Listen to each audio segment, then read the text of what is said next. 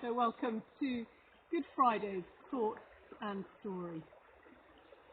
So, Good Friday, I always struggle with what to say. And it's now about 5 o'clock in the evening, and I've spent the whole day trying to get my head around, going round and round in circles, and how to communicate something about how powerful the cross is. Because on the outside, the cross just looks really stupid. I mean, what was it all about?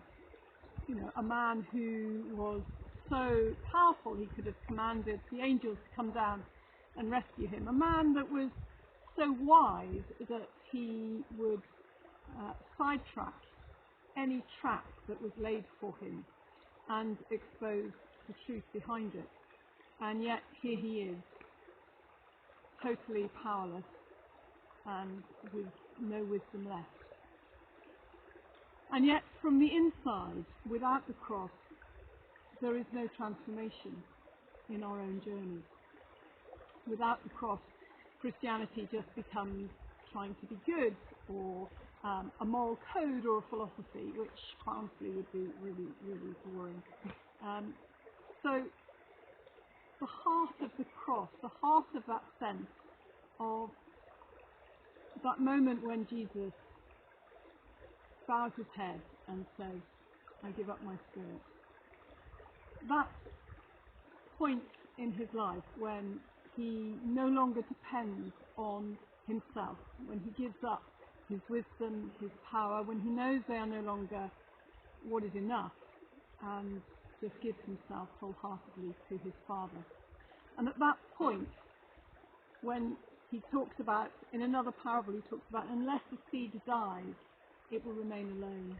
And if it dies, it will multiply hundredfold.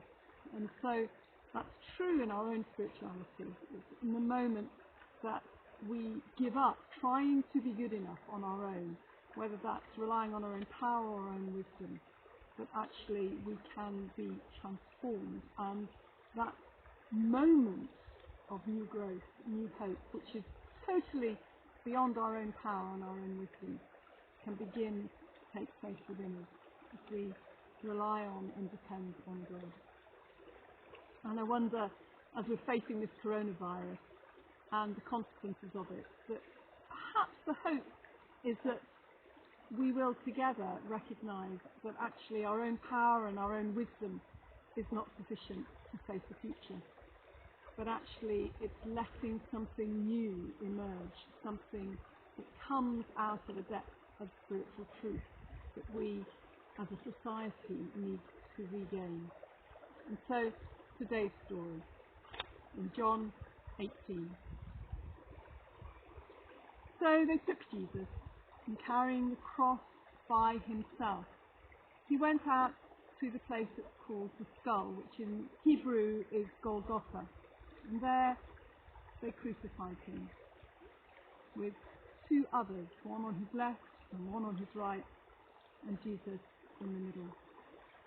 And Pilate had an inscription written to place above him, which said, "Here is the King of the Jews, Jesus of Nazareth." But the leader of the Jews said, "Say not, 'Here is the King of the Jews,' but rather, 'This man said that I am the King of the Jews.'" But Pilate replied, "What I have written, I have written." Then when the soldiers had crucified Jesus, they took his clothes and divided them into 4 parts, one for each soldier. They also took his tunic. Now, the tunic was one seamless piece from top to bottom, and they didn't want to tear it.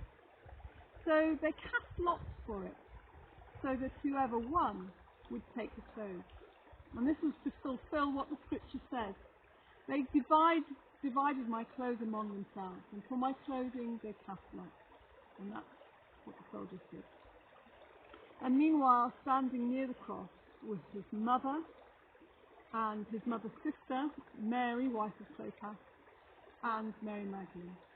And when Jesus saw his mother standing there, he said to the disciple whom he loved, "Here is your mother." And to his mother he said, "Here is your son." And from that moment on, the disciples took her into his own home. After this, Jesus knew that it was all finished. And he said, in order to fulfill the scriptures again, I am thirsty. And there was a jar of sour wine standing there, so they filled a sponge with it and placed it on the end of a branch of hyssop and gave it to him.